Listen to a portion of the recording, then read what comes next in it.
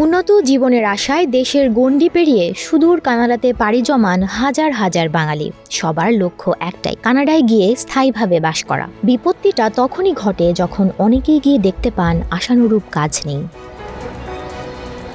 অনেক বাংলাদেশির দেখা মেলে কানাডার টরন্টোর ড্যানফোর্থ এলাকায়। সেখানে সবসময় কোনো না কোনো বাংলাদেশি থাকবেন যাদের আলোচনার একটাই বিষয়, কোথায় একটা কাজ পাওয়া যাবে।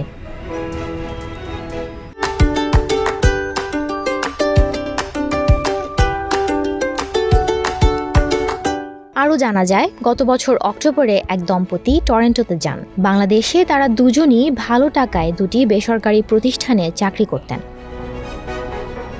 তবে কানাডায় গিয়ে ওই দম্পতির একজন একটা চাকরি শুরু করলেও আরেকজন তখনও কাজ পাননি। তাদের ভাষ্য মতে, দেশ হিসেবে ইমিগ্রেন্টদের জন্য কানাডা অবশ্যই ভালো, কিন্তু তা সবার জন্য নয়। ব্যাপারটা এমন না যে কেউ এসেই চাকরি পেয়ে যাবে। ন্যূনতম 6 মাস থেকে 1 বছর অপেক্ষা করতেই হবে।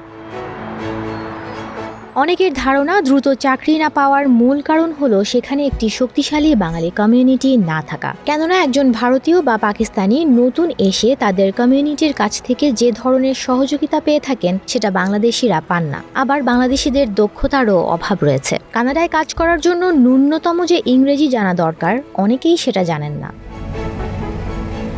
বর্তমানে কানাডার অভিবাসন নীতিতে কিছু পরিবর্তন আনার ফলে সেখানে স্থায়ীভাবে বসবাস করা আরও কঠিন হয়ে পড়েছে, বিশেষ করে বাঙালিদের জন্য। তথ্যমতে সম্প্রতি দেশটিতে বেকারত্বের হার 6%। এ হার কমাতে হিমশিম খাচ্ছে সরকার। আর অস্থায়ী ভিত্তিতে যারা বসবাস করছেন তাদের মধ্যে বেকারত্বের হার আরও বেশি, প্রায় 14%। বেশিরভাগ শহরে আবাসনের সংকট রয়েছে, আর স্বাস্থ্য সুবিধাও অনেক প্রদেশে চাহিদা অনুযায়ী যথেষ্ট নয়। কানাডায় অনেক বিশেষজ্ঞের মতে দেশটিতে আবাসন ও স্বাস্থ্য সুবিধার যে ঘাটতি তৈরি হয়েছে তার জন্য অভিবাসীদের দায়ী না করে বরং এই দুই খাতে সরকারের স্বল্প বিনিয়োগের দিকে নজর ফেরানো দরকার। সুমনা মুস্তফা, প্রবাস খবর।